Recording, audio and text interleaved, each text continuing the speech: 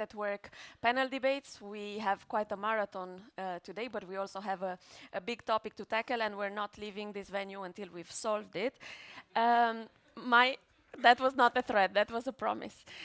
My name is Ioana. I'm head of communications and marketing with the Martens Center. I will be moderating this debate and very happy to do so. We have metaphorically and philosophically entitled it a new Zeitgeist for people's parties. You will excuse my German, it's inexistent. For those of us that are just joining us now, I have just some short housekeeping rules. There are actually 3 panels going on in parallel. I think you've figured out the room layout now, but that's also useful for the afternoon. Stay with us for as long as we can. We have a lot of interesting topics. Then, at the Martens Center, we are always among friends, but we are also on the record, fully on the record. We are live streaming on Facebook, we are live tweeting on Twitter, so just to make sure everything that is said here will not stay in this room and will be broadcasted throughout Europe. Then, speaking of Twitter, if you do want to tweet, I encourage you to do so. We have our event hashtag, which is #NetAtWork. It's, I think, trending already in Brussels at least, so please feel free to make your remarks, retweet, engage, even ask questions, and follow the discussion. It's also a useful way for you to follow the other threads of the other panel debates, since you can't be in 3 places at the same time. Then, as soon as the coffee that you had during the break starts to kick in, I will be opening the floor for questions, so start thinking about them already. Then, that's now the housekeeping rules are out of the way, so it gives me great pleasure to welcome our speakers. First of all, to my left, Dennis Radke, a returning MEP from Germany, from CDU. He's a coordinator of the Committee on Employment and Social Affairs in the European Parliament, and also has a long history in German politics. Next to him, Karoline Edstadler, a newly elected MEP from Austria and OVP. She is the vice chair of the Subcommittee on Human Rights and a member of the Committee on Civil Liberties, Justice and Home Affairs, among others. Then, last but definitely not least, Paul Unterhuber, opinion pollster and CEO. He's working with Demox Research, among others. Now, without further ado, also because MEP Radke has to leave us at 12 o'clock, it's a busy day for him in the European Parliament today, I will give him for everybody. It's not exceptional, it's every day. Thank you for making the time anyways to be with us. I would like to give you the floor for some kickoff remarks, and then we take it from there with the other speakers. Yeah, thank you very much. I just do it from here. It gives me the opportunity to Your to mic keep is an eye. already working, so you can... Yeah, very good. Yeah. But this gives me the opportunity to have an eye on my watch. So, ladies and gentlemen, dear colleagues and friends, thank you for the invitation, for speaking to this very important issue. I have a lot of opportunities to give some thoughts to this issue, but this is a unique opportunity to do it in English because usually I do it in German, talking about People's Party's future, and especially that will no surprise for you to talk about my own political party's future. So if you have a look at it in general, there are some problems, some concerns, some challenges. Not only political parties or people's parties are dealing with it, especially when I look onto the situation in Germany. Well, it's complicated, especially when you look at the results of European election. EPP and SND, for the first time, we cannot build a majority here in the House. When you look at the results of regional elections in Germany, where it has become very difficult to build up a working government because the two People's Party do not get a majority. And so that is a changing situation. But we are not the only country in Europe dealing with that situation. If you look to France, if you look to Italy, we have political movements. They haven't been known a few years ago, and now the French president is one of them. And to be honest, President Macron has no interest in strengthening the European political parties, democracy, as we've known it for over 70 years. He's no interest in that. And that is in overall the situation. And when you go a little bit closer, you can see, especially in Germany, there's a lack of trust in institutions. But not only in Germany. If you look to the United States, that is one of Trump's major issues in the campaigning, fighting against the establishment. In fact, to be honest, it's a bit crazy that a billionaire says, let's fight against establishment. A billionaire is fighting against establishment. But that is what many people drives all over the world, fighting against establishment and the lack of trust. You see it in the development of memberships in trade unions all over the world, especially in Germany. You see it in membership of being member of a Christian church in Germany. It's all decreasing, and it has a lot to do with a lack of trust. And we have a complete change in media. If you have a look at the US, up to 70% of US citizens get their daily news from Facebook. So that is telling a lot about the way news are delivered today and what is of interest. And if you look at the way, even in public media in Germany, nearly everything is now driven by emotion. Who is earning his money with politics knows it from several debates. You can come up with numbers, with facts and figures, and then someone gets up and says, come on, but I'm really afraid about that. The discussion is over. Because the emotion creates the impact and not the facts and figures. And that is, in fact, a real problem if you are dealing with serious politics. If this is what drives you, what you want, that you are confronted with a lot of emotions.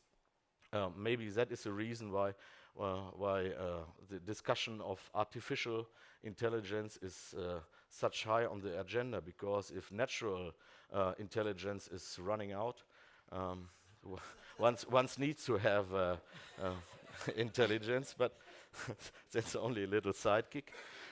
So the situation is really critical. But I believe it is critical, but the moment to be so depressed that you throw your hairdryer into the bathtub has not come yet. There are still opportunities we can deal with, we can handle with, because when we look at what made People's Party strong within the last 70 years, I think there are some points, some remarks which we can use for our political work today. And especially in German CDU, we have always, and it's always coming back, a discussion: are we right enough? Are we conservative enough? Well, in my eyes, this debate is insane and useless, because that is not the factor you're winning an election with or not. There are other factors. But we have this debate, especially since the migrant crisis from 2015, always the same discussion: is CDU conservative enough or not? But when you look up old newspapers, and I found an interesting article from 1984, Frankfurter Allgemeine Zeitung, conservative wing of CDU is concerned. The complete term is a disappointment at this very point.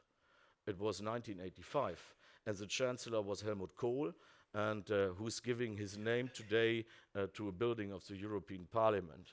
And he's now known as one of the biggest political leader in European history. That was have been the concerns in 1985. So the chancellor, the leader might change, but the concerns and the complaining stay the same. And my personal belief is that a lot of that the people, especially in Germany, they don't await a discussion about is it right enough or is it conservative enough. They want politicians. They have the impression they are close to the people, and they are close to the problems the people are driven by. And what made us strong is that we delivered a broad range of political interests within our party. The CDU is not a workers' party. Of course not. We are not the socialist. But I have to remind, and I regret to say that I have to do it more often. I have to remind that we are not a workers' party, okay, but we are not an economic party. We are not a solo economic party too. We have both sides in our party, and it is important, very important, to show it. If you want to win elections, it is necessary to show that we have a broad range in our party. And in my eyes, this has there's a lack within the last few years. So there could be done, and there could be achieved more. So that is one of the major issues. I think there's a question of reliability. There's also a question, how can we deliver what we want, what drives us in an emotional way? We shouldn't do politics like the Greens, making people afraid. This is not what I mean. But to make clear what we want and what drive us and present it in an emotional way. I always tell to my colleagues, we have the problem here in Brussels. We are always very good in the details. We are very good in troubleshooting. We are working on problem and so on. But what we deliver is, the impression is, we guarantee we are the only political party who guarantees politics with an integrated Grinch attitude. Because we always say, oh, no, this is not possible. We cannot do this. And then it happens, and when we have to explain what has happened, and okay, we defended that we get the worst, but and this is the wrong way. We have to be the leadership, because who leads, who is steering the process, and is designing and shaping the process. This gives you the possibilities to win the election. Only saying what you not want and what you are not willing to do is not bringing you the results you want. And you have to consider, and this is really up to European People's Party, we are bridge builder in change process. We cannot stop changes. There has always been a change in society, and there will be always change in society. Sometimes it's quick and disruptive, and sometimes it's slow and ongoing. But there is always change in a society. I will give you some examples. In German constitutions, we had several, because we have been for many years several kingdoms in Germany. There was written one sentence. Every constitution began with one sentence. The monarch's person is holy. That was a belief in Germany until 1918. 100 years later, there is no monarch left in Germany. But that was deeply believing that the monarch's person is holy, and then the right is directly delivered by the monarch. That was believing. In the 1950s, more than 60% of the British citizens believed that in the divine of God, so that the Queen's rights are directly delivered by God. 60% of the British citizens believe that. Thank God we have still a royal family, and we have still Elizabeth II as a monarch in Great Britain, but the belief has completely changed. I think there's really no one up today who is believing in the divine right. No one. And last example, my parents married in 1975. And this gave my parents the opportunity in Germany to live together in a flat. I repeat, it was 1975, not 1875. This was German law in 1975. If you want to live together as a couple, you have to show your marriage documents, otherwise it is not possible to live together. And then I asked the colleagues who always say, oh, we are not conservative enough, we are not right-wing enough.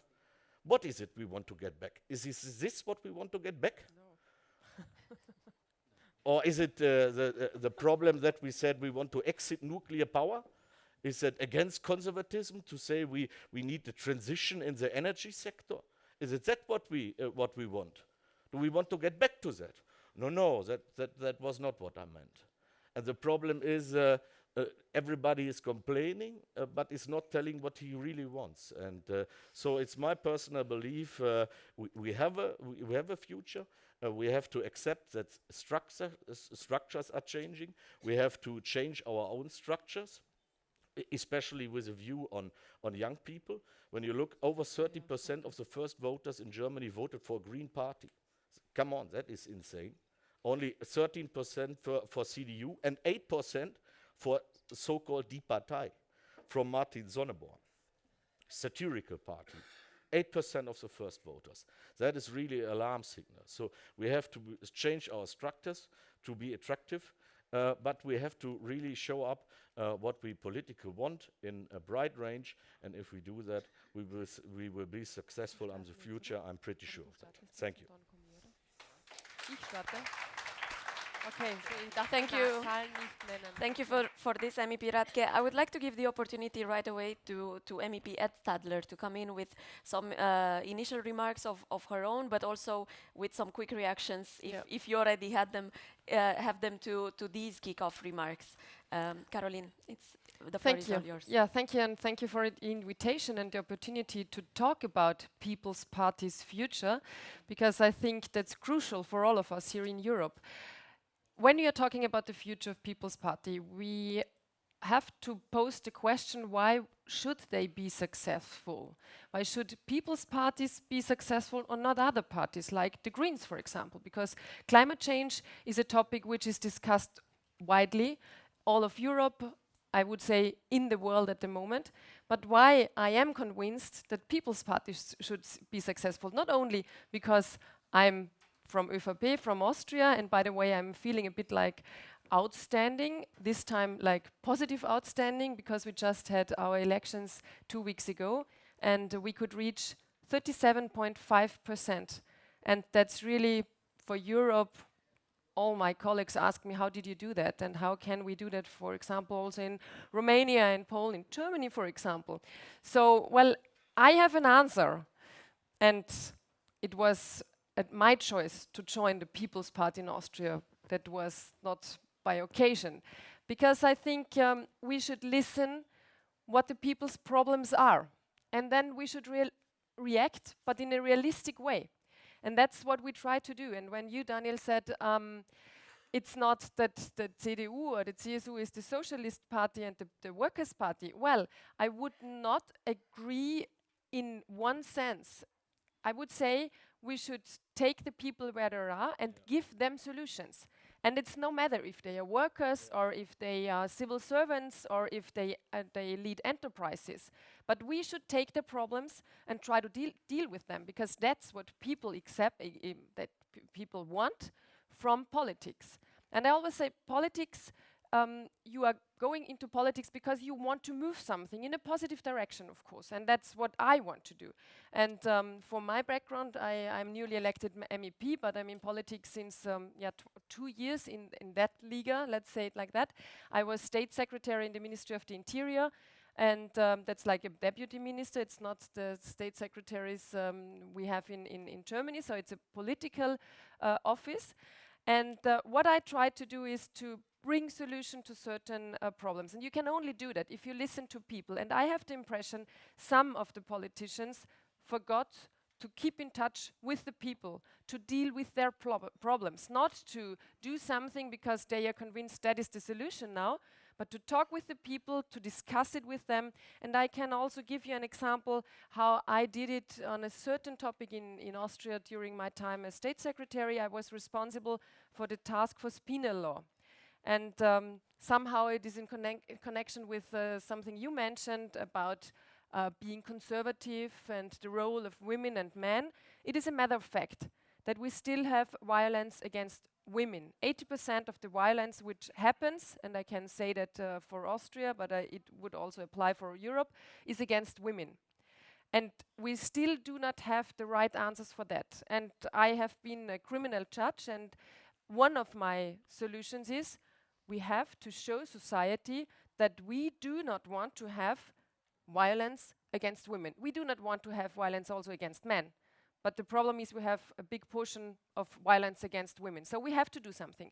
My answer, the first answer is we have to have very strict laws, also punishment. If someone is raping another person, he or she has to go to prison. That's my conviction. The second thing is we have to support victims. We have to give them self-confidence, to go to the police, to report about it, to help them in a psychological way, to give them the feeling that we see what happened with them and we take them serious. And the third thing is we mustn't forget about the perpetrators, because we also have to deal with the perpetrators and show them that it was not correct. And why I'm mentioning this topic, because I had this task force for 1 year and a few months. I discussed it with more than 120 experts in this field. I was talking from judges to prosecutors to people working in the field of victim support, but also people who are dealing with perpetrators, with lawyers, of course. And of course you have a range of opinions what should be done. In the end, it's politics to make a solution, to make a decision and to say, okay, I heard all of you, and in my opinion, it's the best solution if we do this, this and that. And then you have to bring it through parliament. And I can say we were successful, we did it. Of course, there are people now in the media, they say, well, but too less in this regard and you did too much in that regard. Yeah, let's discuss it in a few years when we see if it works or not. We have to have the time to figure it out. But we did everything to have a solution, well discussed, asked by the people who are who have the problems, and then make a solution. And that's what politics should do. And in times like this, you very often see that it is populism. So I know from my mouth it sounds maybe for other parties like, yeah, well, you are talking about populism, what did you do? Because there is always the opposition who says, well, you are doing populist politics. That's not the case, because we are listening to the people. If you say that's populism, that you listen to the people and then try to find a solution, then it's populism. But then I have no negative aspect on populism. But in my regard, populism is when you're doing things, they are sounding well, but in reality, it's not a solution for the people. And if you take the Greens, yeah, well, we have Greta Thunberg. Okay, she's scaring people, you mentioned it already. She's scaring people that the world won't be the same and we won't survive. It's good that someone says, okay, we have a problem, let's deal with it. But let us not drive us crazy about this problem. So stay realistic, find solutions, and then I think we can be more successful all over Europe regarding people's parties. That would be my first statement. Thank you. Thank you, Karoline. You actually answered 5 of my questions already in your initial remarks, and of course the first one was about the success story of the People's Party in Austria. But I think it's also a great transition to Paul, because Paul has brought some pies from Vienna. I'm not talking Apfelstrudel. I'm talking some charts from the recent elections that further explain with the data, with visual support, why the center-right is still successful in Austria. And yeah, now I'm going to give you the floor, and it's up to you to explain us and run us through the results. Thank you very much. Well, my parties, just to show you some data, some let's say numbers. And I brought you um,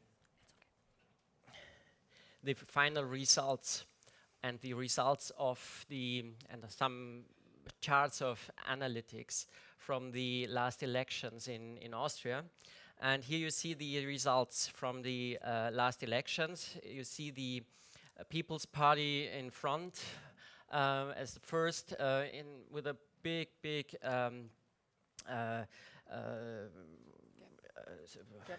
gap, thank you very much, to the second, and the Freedom Party with a big loss of votes, like also the Social Democrats. The Neos, it's the Liberal Party of Austria with a small plus. The yellow party here is a part of the Greens, former Greens. It's from Mr. Pilz, so it's his name also on the slide.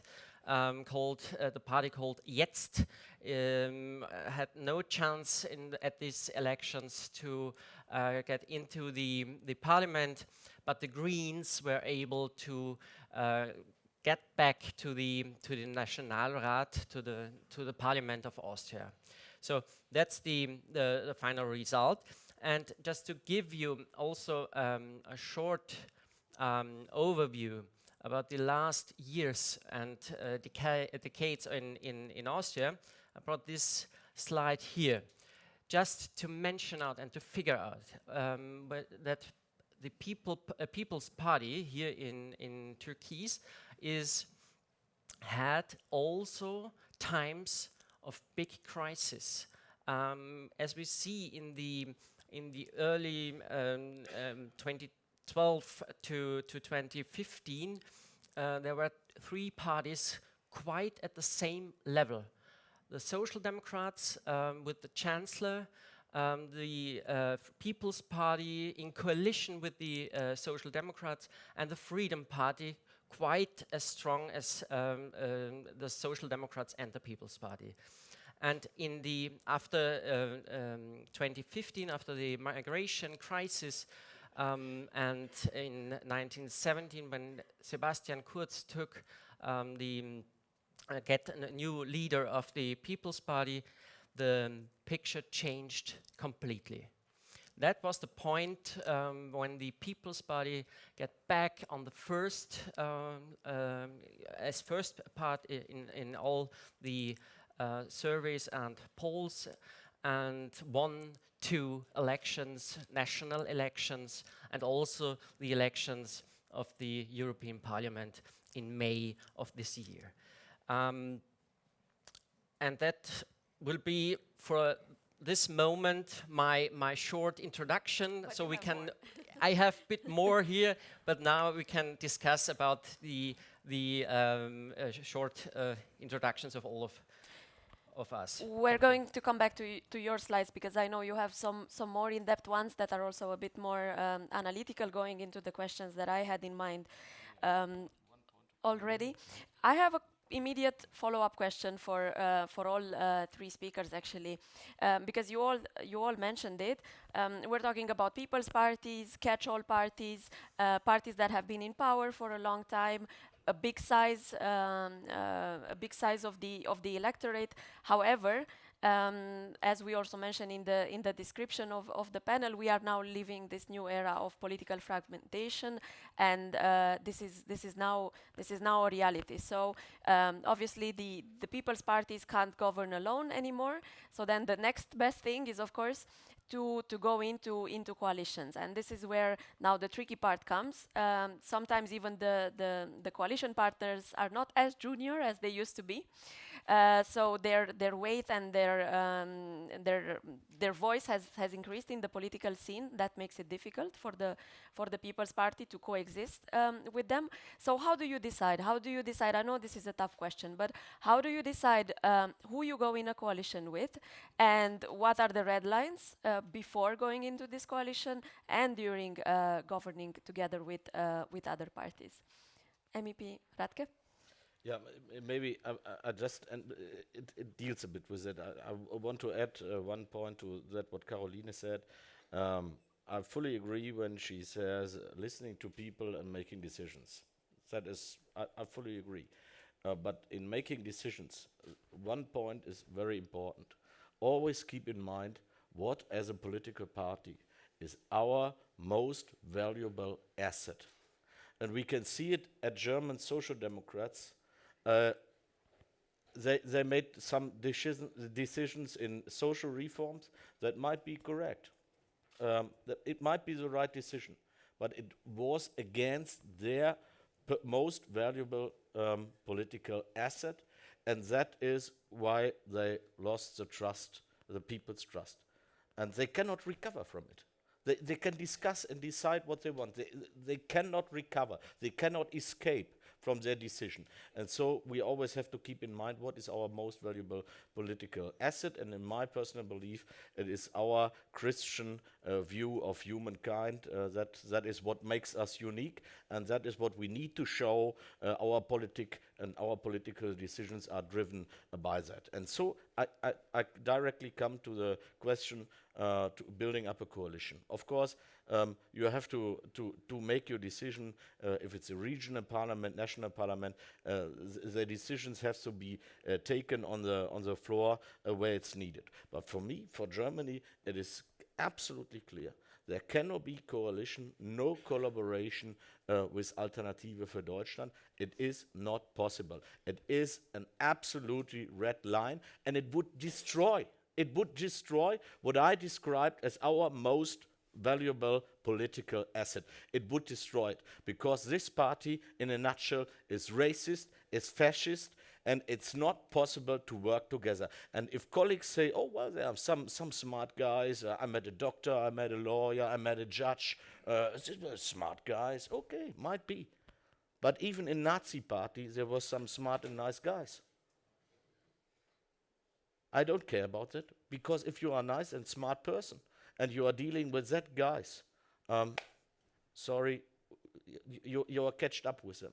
And this, for me, it's an absolutely red line. And for me, it makes no difference if we are talking about a local constituency somehow in Eastern Germany, a local government or a national government. It's a red line, no collaboration. And for me, it's very clear here in the House, if AfD, no one gets a single vote from me for whatever he is running. I'm pretty clear on that.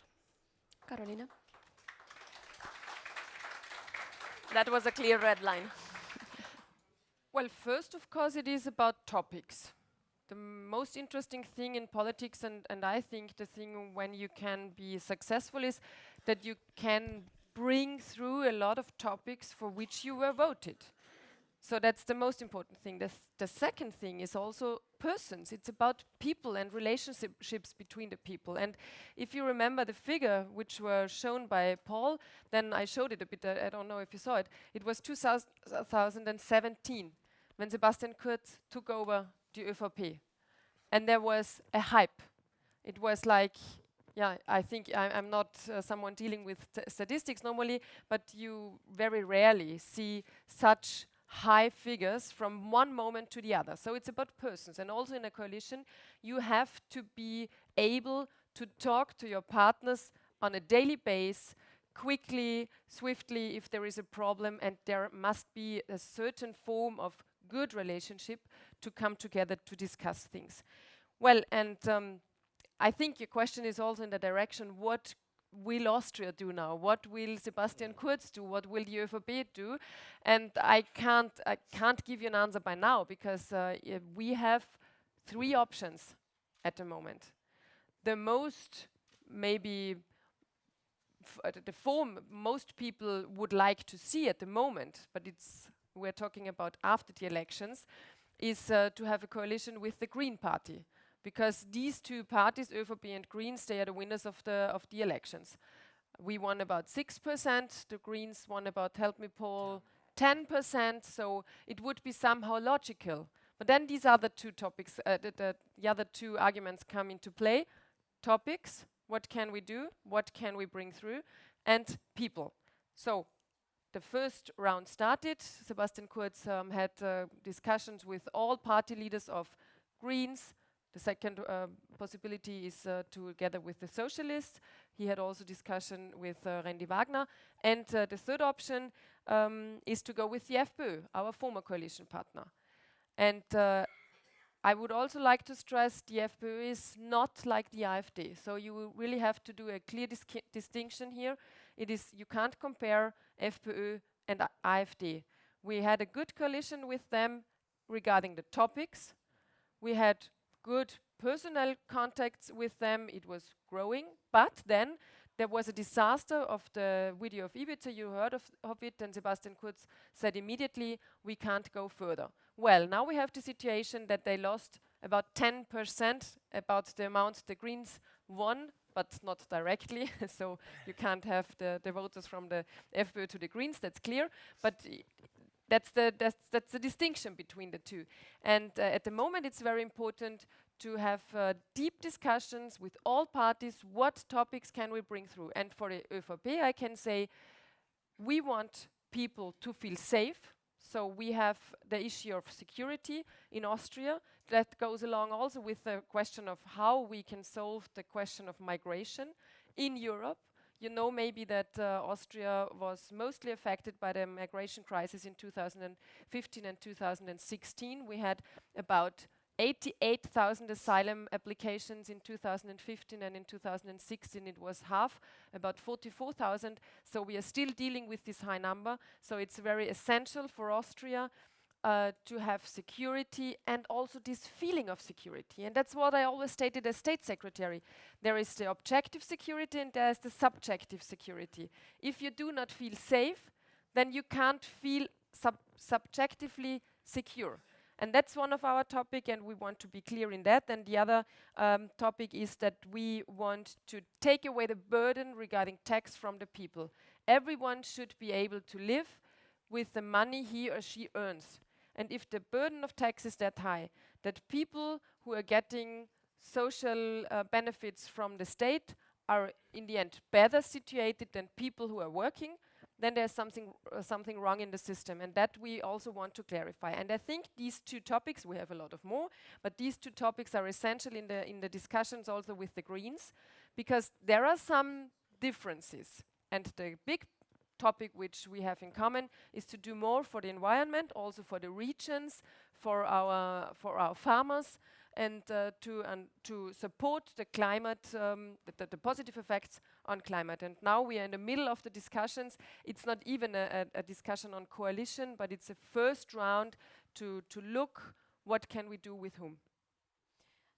Paul, I'm going to give you the option to react to that and with your graphs a bit later. I would just like to open the floor for questions now, as we're nearing 12 o'clock.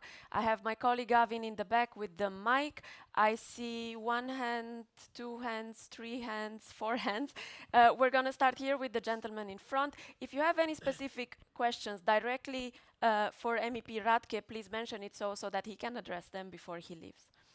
Thank you very much. Good morning. My name is Günther Martens. I'm a transport and aviation consultant here in Brussels.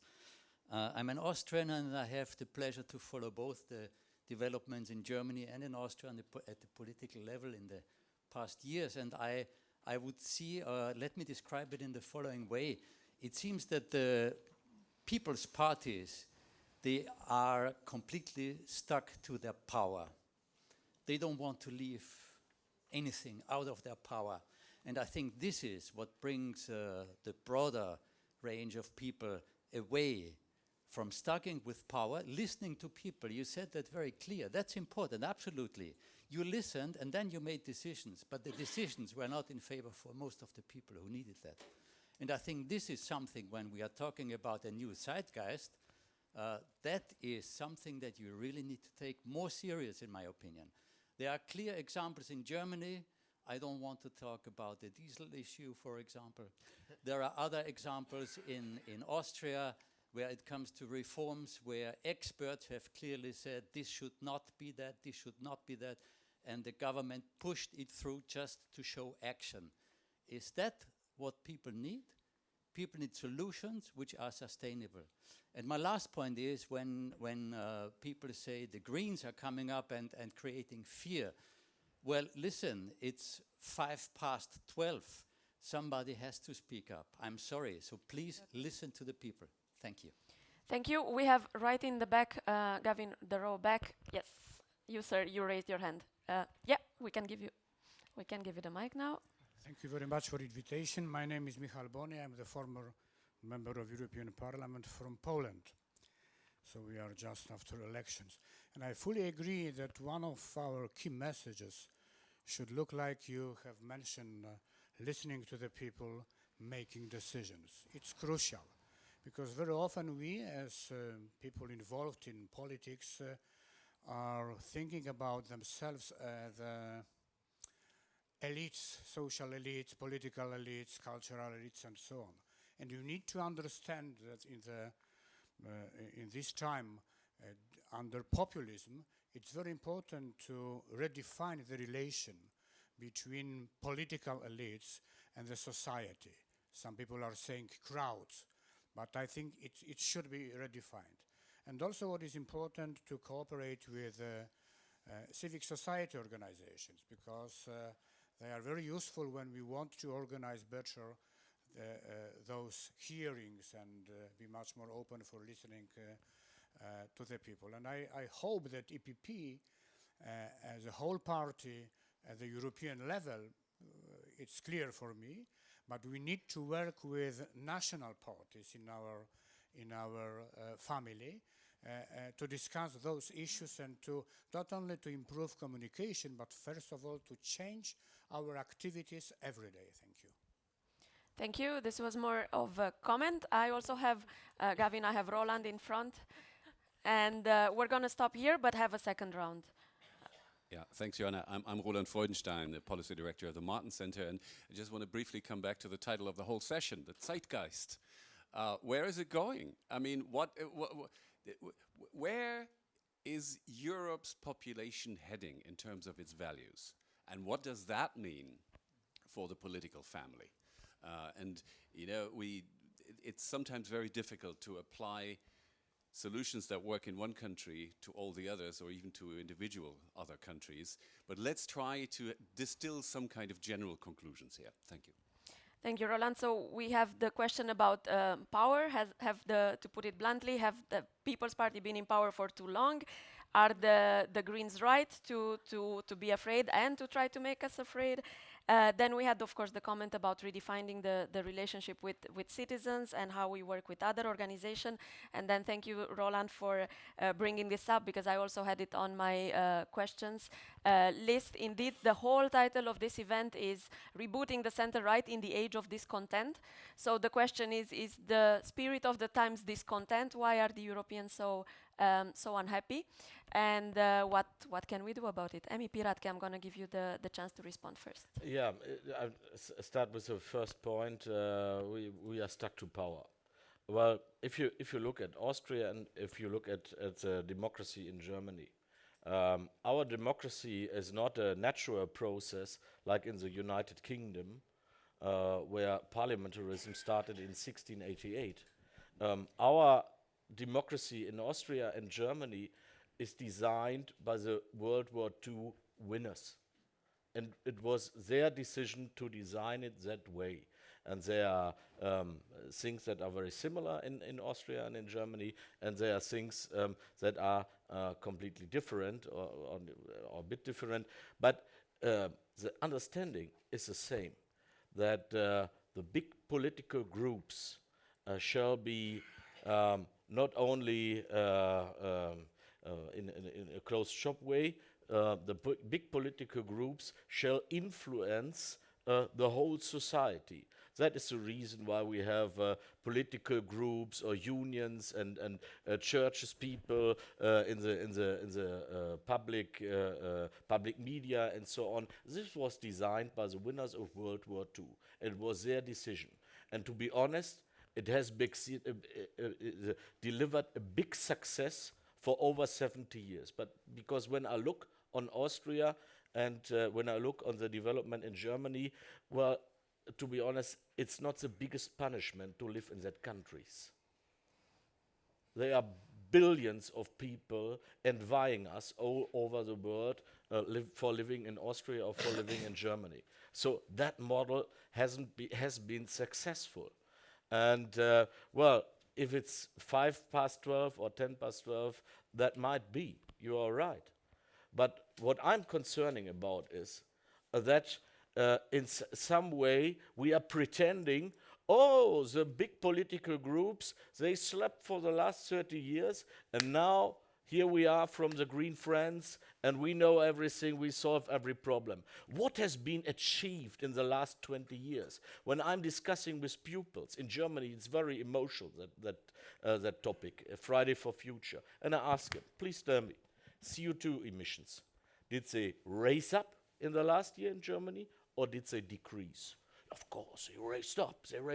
Can you give me a number? No, but it's insane, it's increased. Okay, I think I give you the number.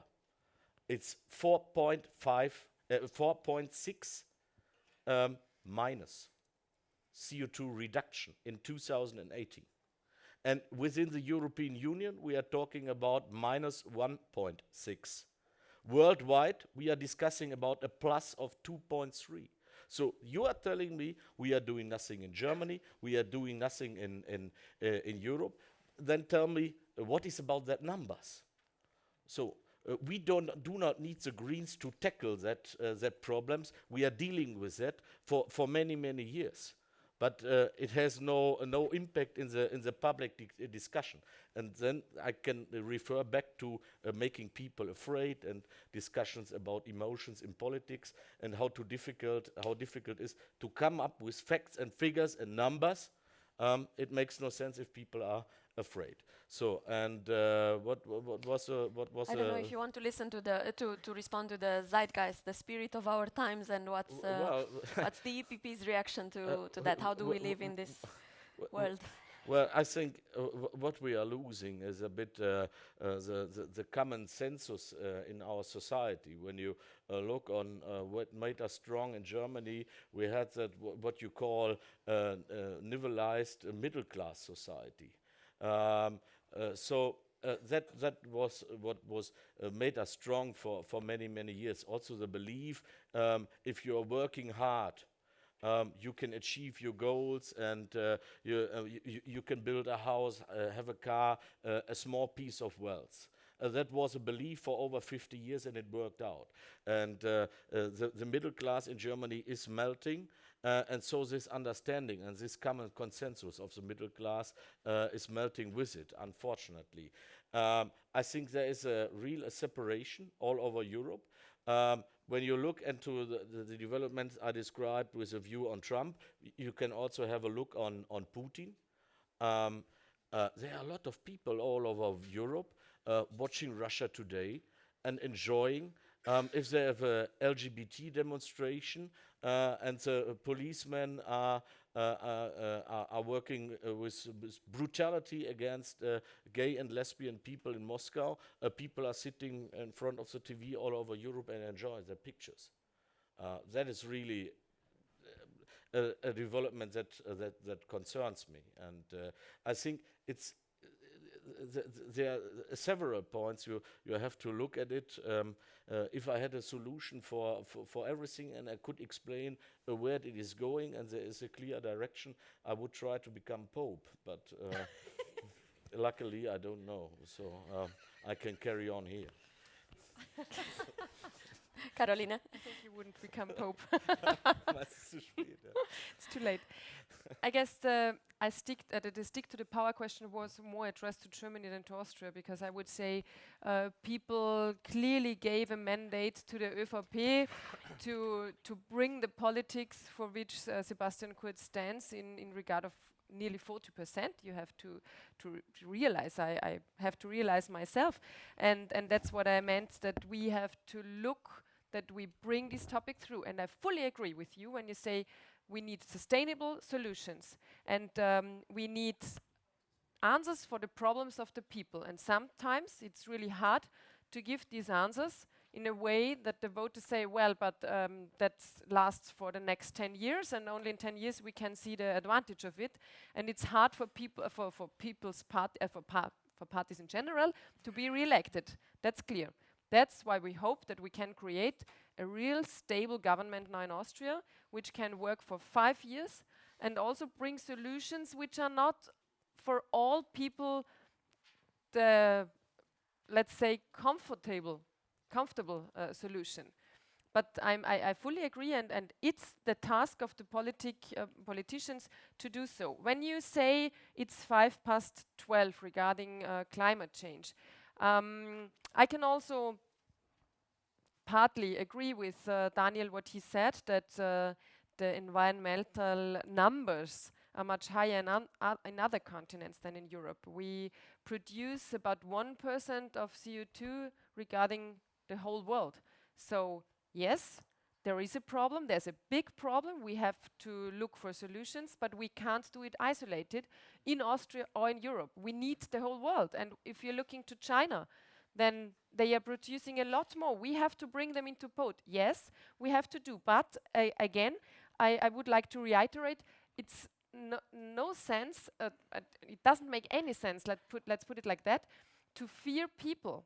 And if I give you another example, maybe you can understand what I want to say. If the FPÖ and other right-standing parties, even more right-standing parties like the AfD in Germany, creates fear and says asylum seekers are the bad people and they do all the bad things and we are the good ones, then everyone would say that's the worst way to do it, to produce fear. But if the Greens produce fear, then we try to say, yes, well, they are right. Yeah, there is some reality in both of the statements. But still, I don't want to have good fears and bad fears. I want to have solutions for the problems we have, and that's what I wanted to mention with listening to the people and find solutions. And yeah, I agree with you, finding sustainable solutions. Yeah, the second person who Former MEP, yeah, from Michael Poland. Boni. Yeah. Well, I think it was a statement. I have not really something to add to that, but maybe I can come to the third statement and where are we going? That's really the crucial question for politics. And my first answer, also as a former judge, is we have to stick, to use this word again, to stick to our cornerstones of which Europe was built after the Second World War, when the European Union it did not exist at that point. It was the Council of Europe, and these cornerstones are rule of law, democracy, and human rights. And we can be really proud on that values that we have in Europe and that should be exported in the world. And based on these cornerstones, always remembering them, we have to build the future regarding, for example, digitalization, regarding in contract with that cybercrime. We have a big problem regarding cybercrime, but we didn't really realize that by now. I was a panelist when the Deutsche Telekom was also there, and I said, well, there are a lot of attacks on Europe, and I mentioned a number, and he said, okay, the number is quite higher, about 25 to 30,000 attacks per minute on cybercrime are in Europe, and we can measure it. So we have to find solution in this context. And that's what I see. We have to build visions and then try how we can get there. And if it is in a good world, we find solutions who are good for everyone, but maybe not for the first sight. And that's where we have to go through, and we have to talk to people. We have to explain them. We are doing that now, not because we are sticking to the power, but because we want to find solutions, and not only for the next 5 years, but for the next 50 years. Let's say for the children of my son, and that's hopefully only in a few years because he's already 18. but yeah, I could be grandma every day. I do not hope so. But even if he decides himself to become a father with 40, I want my grandchildren to have a safe world that applies for the climate, as well as for working condition, as well as for digitalization and a secure world regarding cybersecurity. Thanks, Karoline. That's very comprehensive. That again answers another question that I had about going back to the original values. Which are they? How do you connect them to the topics of 2019? Because this, I think, connection has sometimes been missed. You made it clear and in a beautiful way. I would just like to give Paul the opportunity to answer even to the first round of questions. I know you have a slide about coalition potential and scenarios and. The data doesn't lie, but there's also many different ways to interpret the data. So if you want to come in with any comments and more slides, feel free to do so now. Thank you very much. Well, first of all, I wanted to mention some of the questions before. I deeply agree with Karoline because you said that people want solutions, and that's the point. Sebastian Kurz and his success are based on his way of communicating the problems people have in Austria, like the migration crisis, like the social problems in Austria, like the problems in education, health system, and also of climate change.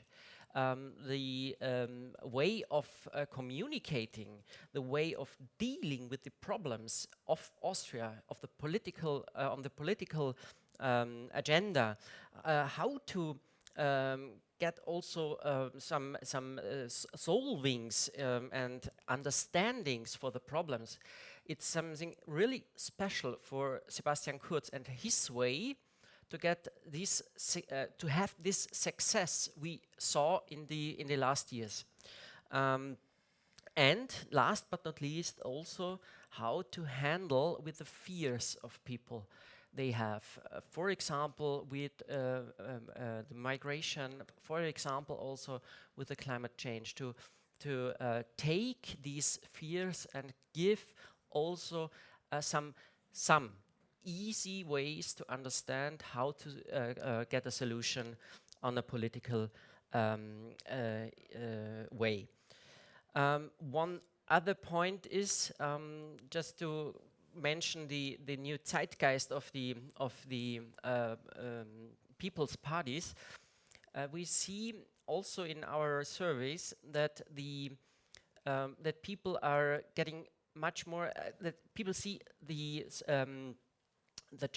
generation is getting faster and faster. Politics are getting faster, and they want also get the solution and solutions in a faster way. That's why Sebastian Kurz, as a young leader of a party, is in this way also get this trust of people, that he's in the way and and handling also these problems, and is has power to solve and to get the answers for people.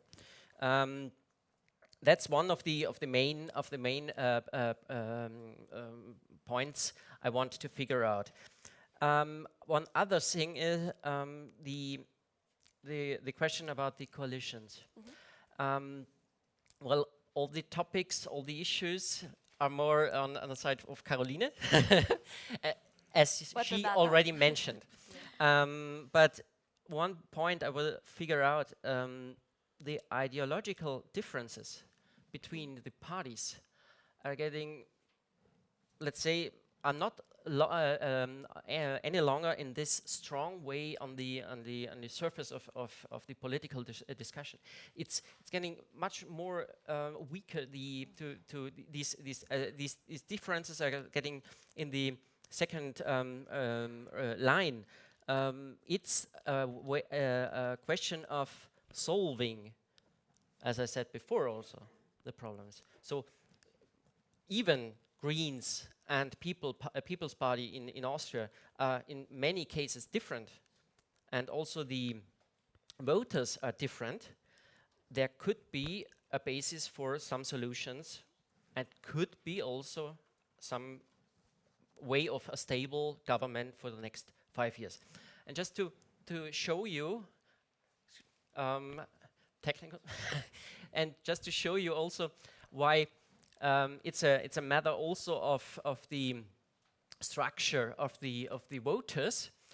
I brought you the election results of the different age groups in Austria. We see here in the first row the overall result of Austria, and we see it in the different age groups in Austria. We see very clearly that the Greens and the Liberals are much stronger in the youngest group of the parties, of the people, of the voters. And in the oldest part of the voters, the big parties, the big people's parties, ÖVP and Social Democrats, are the strongest one. It's clear. It's a longer relationship between the people and these parties, and it's and it's the biggest group of voters in Austria. But as we see, younger voters are much more fluent. They are based their decisions on much more emotion and much more faster way in making decisions. They want these fast decisions and fast political ways of solutions, as the Greens with the, for example, also the Fridays for Future demonstrations are showing us in the latest month and years. One other slide is how to govern overall in the way of a successful government. People were really satisfied with the coalition between the People's Party and the Freedom Party in Austria. As you can see here, quite 60% were satisfied, and these are in the both groups of the voters of the People's Party and the Freedom Party. Only Greens and Social Democrats, the voters of Greens and Social Democrats, were not satisfied, and the Liberals, let's say, are quite in the middle, a bit more unsatisfied, but not really not really unsatisfied. So they are a bit in the middle. And how did they vote it? It's a question we have to discuss, because how to govern, how to give people the impression that something is going on, that politics are changing something really structural. And as you see here, voters which were satisfied with the coalition voted also for the People's Party. It's one of the main points of the success for Sebastian Kurz, and the Greens and the Social Democrats were able to fix all these to get all these votes of all the unsatisfied people in Austria. That's the opposition, clearly, but just to give also the people this satisfaction of a governmental system is one of the successful ways for Sebastian Kurz. Last but not least, perhaps also a view to the new Zeitgeist, and one of the issues we had in Austria. Only 20% said that the main criteria for the election decision for the last elections were the candidate or the candidates. But 75% for the voters of the People's Party said it was the candidate. It was the person of Sebastian Kurz, were all the candidates in Austria, in the regions also. And that's one of the main interesting points, especially if we compare it to the second row with the positions of the different parties and the possible coalitions. So the Social Democrats were able to get their voters to vote against a new coalition of People's Party and Freedom Party. That was one of the motives of the voters of the Social Democrats. And the Greens, as you can see here also, are more concerned on these issues. As we talked about the climate change issue, the topics about how to get the solutions for CO2 in the future. This is, as you can see it here also, position, political program, one of the main points of the decisions for the of the voters for the Greens. So thank you very much. So I'm open for some other questions. Thank you, Paul. I'm just looking at the clock. I'm starting to think that time is the biggest enemy of us all, popular parties, people's parties, or not. Actually, MEP Edstadler also has to leave a bit early before 12:30, so I would do another 60 seconds Q&A round, if you allow me. By 60 seconds, I mean the question needs to fit in 60 seconds and the answer needs to fit in 60 seconds. And I'm going to take you because I saw you from the first round also, and then we see Gavin after. Very briefly, thank you very much. My name is Jan Czarnocki. I'm training EPP group, but I'm speaking on my private behalf. So People's Party are representing the middle class, and middle class is dying, actually.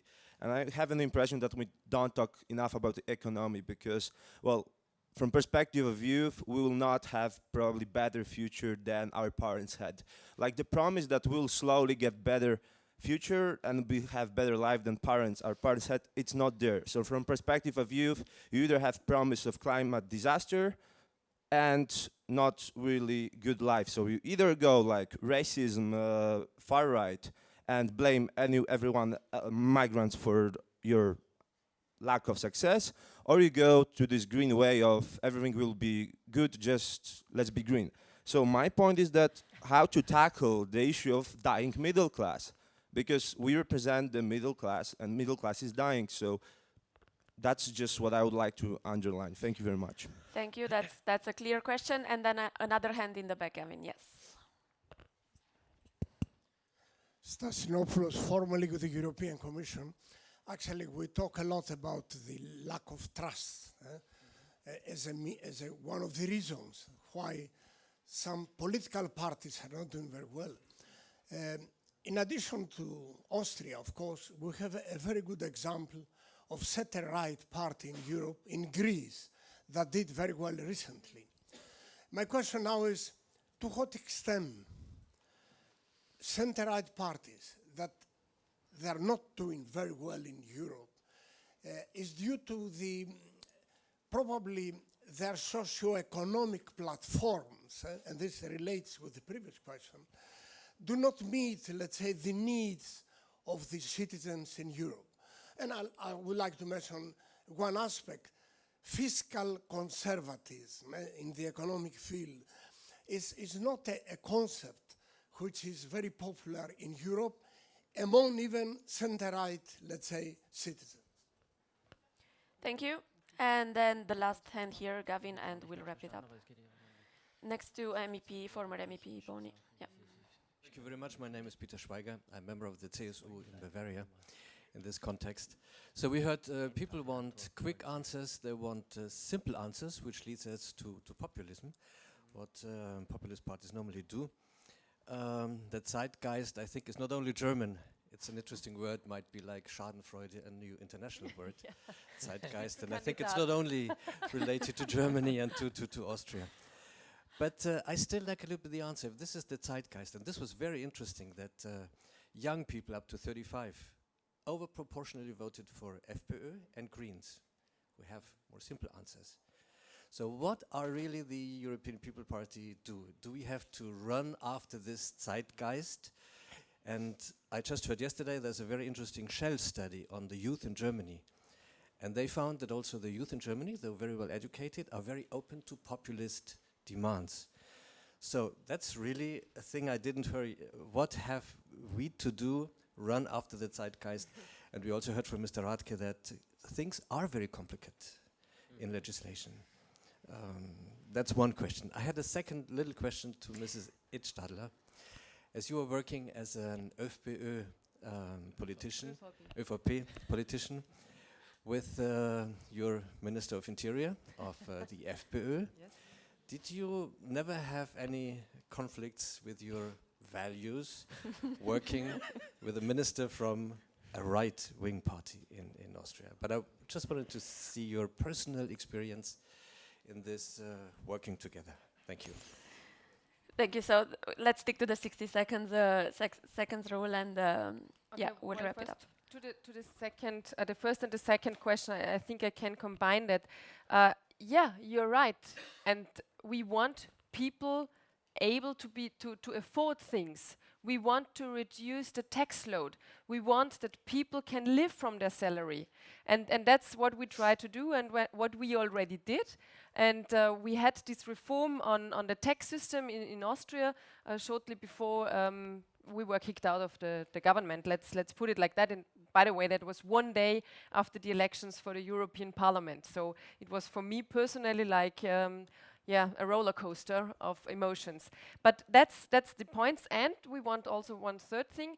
We want that people can afford to buy, for example, flats and houses, to build it up, to have something for the ages up to 60 and older. And that's something which is hardly not affordable at the moment, because if you buy a house, you have at least 3% of the price for the house for other taxes and all the things for the Grundbuch to bring it into the books, that it is that you can show that it's really yours. So we have to have a change in these things that people can live, and that's why I said I do not agree with Daniel when he says, well, we are not for the workers. Of course we have to be for the workers also, because the tax is for all of us.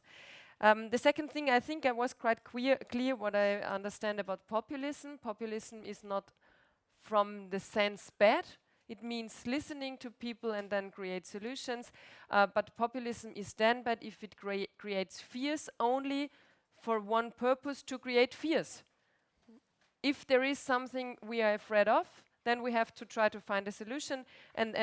But fear is always the wrong answer. So fear leads you in the wrong direction. And if you ask me very personal to my relation to Herbert Kickl, I can tell you these were one of the hardest years of my life, because I am a human rights expert also. I was working at the human court of the European Court of Human Rights for hardly 2 years. Of course there were situations where you think, oh my God, I'm a state secretary and my minister is talking about things I would never put it in that way. I would never deal with it in that way. But you're in a coalition and we wanted to bring things forward. And that's also what Sebastian Kurz said when we ended the coalition, that he said we had to swallow down things. Of course, because you always have to balance. You want to bring things forward for the land, for the country, and there are conflicts regarding the so-called Einzelfälle, another word used in the German context. Only you know about anti-Semitism and so on and so forth. Yeah, so you always have to check and double check. And I tried my best to bring my position very clear, to distinguish in some points very clearly, but in other points he was right, and I was also supporting his idea and ideas sometimes when it fitted into my building. So I think it's never easy, especially for the position as a state secretary, because you're binded on the opinion, not on the opinion, but the so-called Weisung. So he can say you have to do it like that, and then you have no other chance as to do it, with one exception. If it is against the rules, then you can say I won't follow that thing you want to do me. And one last comment on that. Maybe I'm over the 2 minutes. I'm just learning to stick to 1 minute in the parliament. we have to have a solid basis of our values, and then we can build up the Zeitgeist and the vision, as I answered you also. And we have always the duty to remember our basis in Europe, and that's why I also fully support the name of Skinner's and his defense for the European way of life, because these are our values, and we can be proud on that, and we should export them to the world. Thank you. Paul?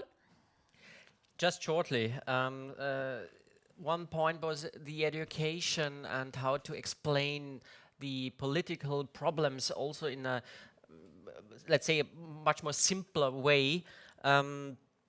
People don't want to get experts in politics. Politics are complicated, and we know it all. The ways of making politics are some way or somehow unbelievable complicated. So in many cases it is. Sorry, people think about, people make it complicated. Well, also a way of yeah, but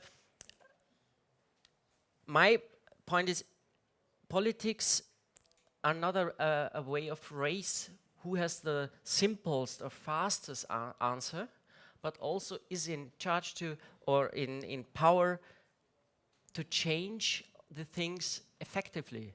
And that's this combination between giving a simple answer and showing also how to change or how to do things for people, so they get the impression that something is going on.